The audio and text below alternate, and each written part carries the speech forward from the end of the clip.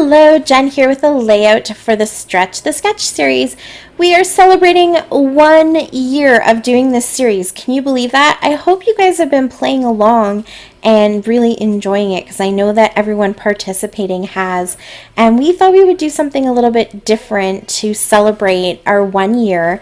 So instead of everybody getting the same sketch this month and then stretching it into a 2-page layout or a traveler's notebook layout or anything like that, we were all assigned a sketch that we've already used once within the first year of the series. And our job is to follow it exactly the way it is. So a 12 by 12 sketch, we are going to do a 12 by 12 layout. Which is mixing it up a little bit. So my sketch is, I think it was the 3rd sketch that we used. So it's been quite a while since we've seen this one. And for me especially, I don't even remember what I did when we first had this sketch. So it's basically a brand new sketch for me, which is always a lot of fun.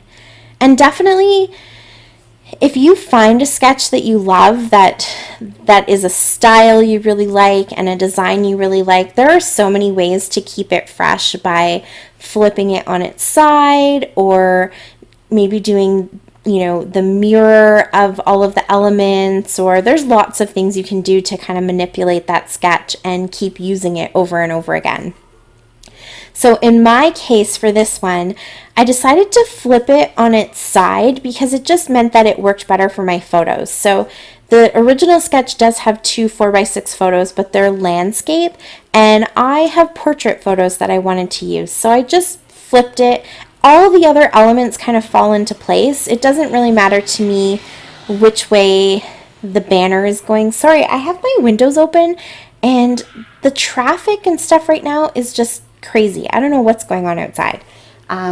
So I apologize for that background noise. Yes, so I just went ahead and flipped it so that my photos could work properly. And I like the banner going down, so I don't have a problem with that. And then when I pulled out this paper and saw the one that has the big compass there, I thought, oh, this is perfect because in the sketch there are 2 circular elements, and by flipping it, those elements are now in that bottom right hand corner, so it's exactly where that compass is, so that worked out really good. I think one is supposed to be a doily maybe, and then one is more solid, and so the compass kind of works instead of the doily. All of these papers come from the Simple Stories Travel Notes collection. I have bits and pieces of the collection. I have quite a few of the papers, and then I have the 12 by 12 sticker sheet, and I pulled all of them out and made a little mini kit with them. So I've been using this for mini kit Mondays. Oh, there's another truck. I honestly have no idea what's going on outside right now. Anyways, yes, so I pulled out the papers and the sticker sheet, and I'm using it for my mini kit Mondays. But it actually comes from a larger kit that I put together for How to Kill a Kit with Style. I did a summer kit this month as well as the travel kit, and I'm just really trying to work on getting the 2 projects that I have on the go that are from 2 years ago when we did our cross Canada trip, and then last summer our trip over on the west coast to Seattle and then down the Oregon coast. And I think that this works really well as a mini kit because I don't have any other embellishments aside from that sticker sheet, which means that I find myself fussy cutting a lot of things, really using up all of the cards. Here you can see this one is the cut apart sheet with the cards, and I find I'm using a lot of it. So I didn't think I would actually use the passport the way it is. I mean, maybe I could have. Obviously, we needed passports to go to the States last summer, so I could have used it. But I also needed some red to go down in this little cluster down at the bottom, and so I've cut that apart and I'm using it for its red. So I'm definitely killing this kit and using up every little last piece of it. This is one of the other places where I diverge a little bit from the sketch too, because I wanted my title to be read the right way instead of going vertically, so I just flipped this little cluster. So I'm just making sure that I have all of the colors represented in this little cluster. So I've picked out a blue heart and that little kind of label at the top. So I have some red, and then this layer has all of the colors.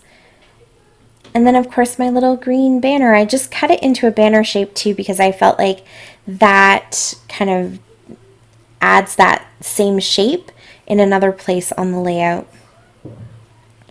So I'll go ahead and stick everything down.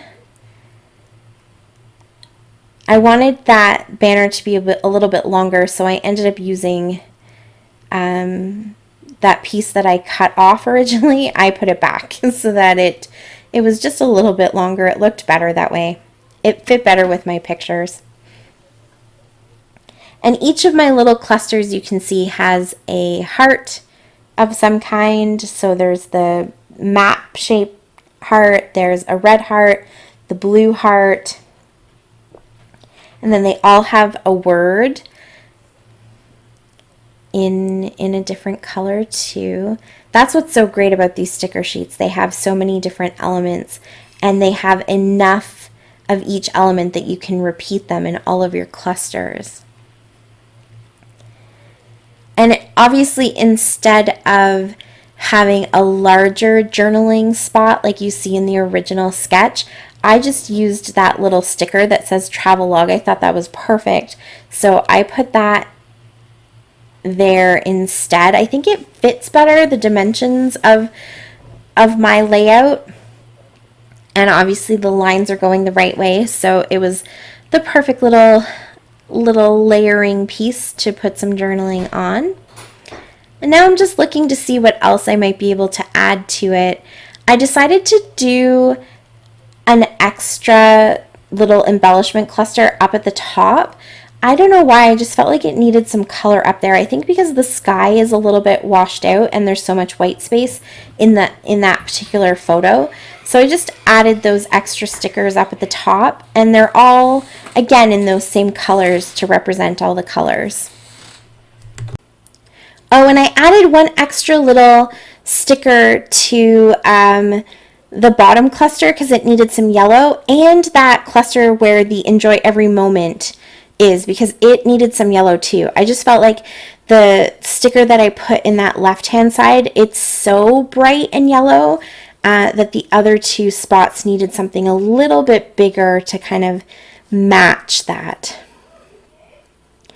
And in my little mini kit, I also added these flat stickers. Some of them are from Simple Stories, so the colors match pretty well. But there's also the red ones that you're going to see me pull out in a second.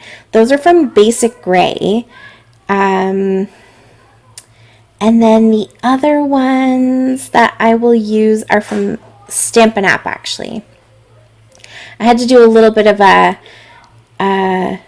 doctoring job on some of the letters. All of these letter stickers are near the end of their days. There aren't many more words that I'll be able to spell with them, so I had to kind of Frankenstein a couple of letters. The Y came from an X, and the H came from an N, actually. And then I decided to, in order to kind of get some of the yellow element, I didn't need the green. The green is so prominent there, but I wanted a little bit more of the yellow. And I don't have stickers that match that, so I'm just going to use these Stampin' Up ones. And you can see I've done this before, where I just dye them. They're pretty absorbent, and they don't have any kind of coating on them or anything like that, so they take the color really well. So I just pulled out my fossilized amber Distress Oxide and made it yellow. It actually matches the yellow really well. And then I'll just finish up doing some little sketchy borders along the edges.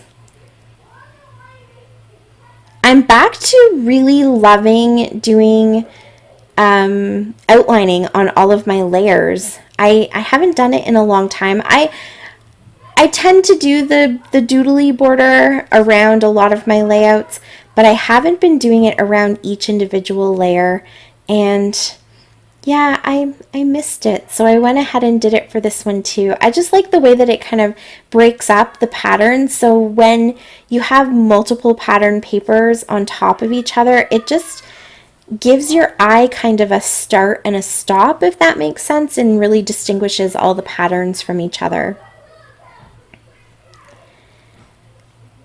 And I noticed this twine that I had sitting on my desk. Actually, it was the kitten who noticed this twine and drew my attention to it. As you can see, she will pop up on the desk a few times because she really, really wants to get her paws on it.